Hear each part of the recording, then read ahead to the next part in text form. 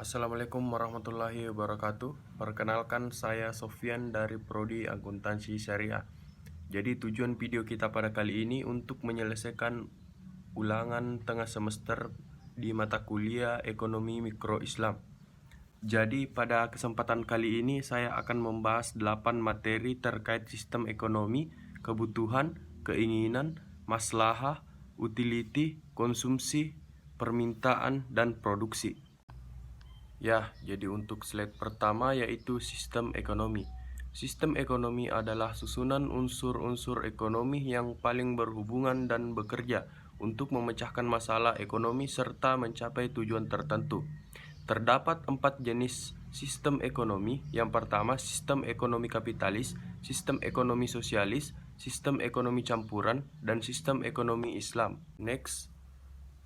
Yang pertama, sistem ekonomi kapitalis. Sistem ekonomi kapitalis adalah sistem yang memberikan kebebasan penuh pada semua orang untuk melakukan kegiatan ekonomi untuk memperoleh keuangan. Ciri-ciri sistem ekonomi kapitalis: yang pertama, mementingkan diri sendiri, dan yang kedua, hak milik perorangan diakui. Yang ketiga, kebebasan penuh terhadap semua kegiatan ekonomi, dan yang keempat, bebas berkompetisi, dan yang kelima, harga sebagai penentu. Kelebihan dari sistem ekonomi kapitalis adalah masyarakat dituntut untuk menjadi individu yang otonom, kreatif, independen, dan dapat memperjuangkan sejarah mereka sendiri. Sementara kekurangan dari sistem ekonomi kapitalis adalah persaingan bebas yang tidak bisa dihindari, di mana permainan kecil seringkali sulit bersaing dengan pemain besar yang bermodal besar. Yang kedua, sistem ekonomi sosialis. Sistem ekonomi sosialis adalah sistem ekonomi yang pelaksanaannya diatur langsung oleh pemerintah. Ciri-ciri sistem ekonomi sosialis: yang pertama, perencanaan disusun oleh pemerintah pusat. Yang kedua, semua alat produksi dikuasai oleh negara. Yang ketiga, produksi, distribusi, dan konsumsi diatur secara terpusat. Yang keempat, inisiatif dan hak milik perorangan dibatasi. Kelebihan dan kekurangan sistem ekonomi sosialis. Yang pertama, kelebihan. Kelebihan sistem ekonomi sosialis adalah pemerintah bertanggung jawab penuh dalam perekonomian, relatif tidak ada jurang pemisah antara orang kaya dan orang miskin. Hasil produksi dapat dinikmati secara rata, mudah melakukan pengendalian harga. Kekurangan, hak milik perorangan sangat dibatasi dan rakyat kurang memiliki pilihan. Potensi dan daya kreasi tidak berkembang, tidak dapat kebebasan individu. Sistem ekonomi campuran. Ekonomi campuran adalah sistem perekonomian yang menggabungkan sistem ekonomi pasar dan sistem ekonomi terencana. Ciri-ciri sistem ekonomi campuran yaitu yang pertama, hak milik individu atas faktor produksi diakui, tetapi tetap ada pembatasan dari pemerintah. Dan yang kedua, adanya kebebasan individu untuk mendirikan usaha, sehingga potensi dan pengembangan kreativitasnya dapat tersalurkan. Yang ketiga, kepentingan umum lebih diutamakan. Yang keempat, campur tangan pemerintah dan perekonomian hanya menyangkut faktor produksi untuk hajat hidup orang banyak. Yang kelima, pelaku ekonominya terdiri atas individu, pemerintah, dan swasta.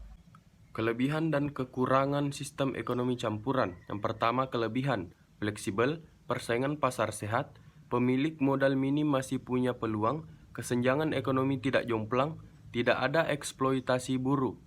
Dan kekurangan, berpotensi terjadinya suap, keuntungan yang didapat pihak swasta tidak maksimal, produksi terbatas. Sistem ekonomi Islam.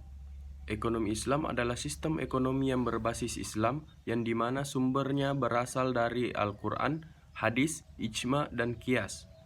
Tujuan ekonomi Islam: yang pertama, dilakukan supaya manusia tidak melanggar. Yang kedua, mewujudkan perekonomian yang baik tanpa mengesampingkan norma-norma Islam.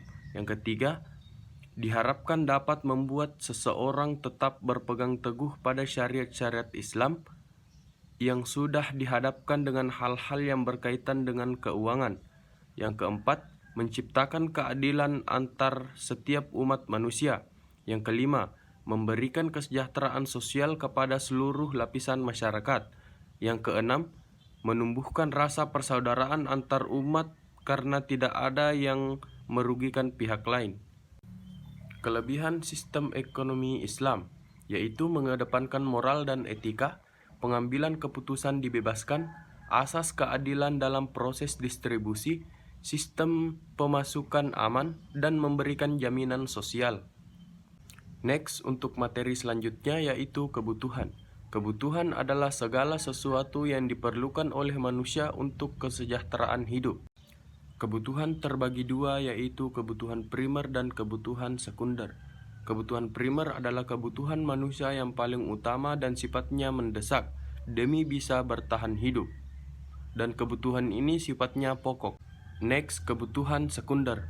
Kebutuhan sekunder adalah kebutuhan pelengkap yang dipenuhi jika sudah bisa memenuhi kebutuhan primer. Biasanya kebutuhan sekunder banyak dipengaruhi oleh pengembangan zaman sehingga tidak wajib untuk segera dipenuhi. Next, untuk materi selanjutnya yaitu keinginan. Keinginan adalah perasaan ingin memiliki sesuatu tanpa memikirkan sisi-sisi mendesak atau tidak, butuh atau tidak, baik segera maupun di waktu yang akan datang. Next, untuk materi selanjutnya yaitu maslahah. Maslahah adalah memelihara tujuan syara dan meraih manfaat atau menghindarkan kemudaratan. Next, untuk materi selanjutnya yaitu utility. Utilitas adalah istilah ekonomi yang berarti total kepuasan yang didapat dari kegiatan konsumsi atau penggunaan barang maupun jasa.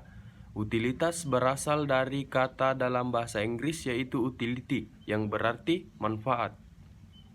Next, untuk materi selanjutnya yaitu konsumsi.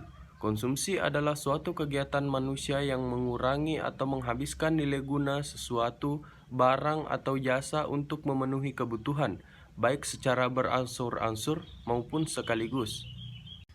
Next, untuk materi selanjutnya yaitu permintaan. Permintaan adalah suatu proses dalam meminta sesuatu atau sejumlah barang yang dibeli atau diminta pada suatu harga atau waktu tertentu. Permintaan berkaitan dengan keinginan konsumen akan suatu barang dan jasa yang ingin dipenuhi. Untuk materi selanjutnya yaitu produksi. Produksi adalah suatu kegiatan yang akan dikerjakan untuk menambah nilai guna suatu barang atau jasa untuk menciptakan benda baru sehingga lebih bermanfaat dalam memenuhi kebutuhan.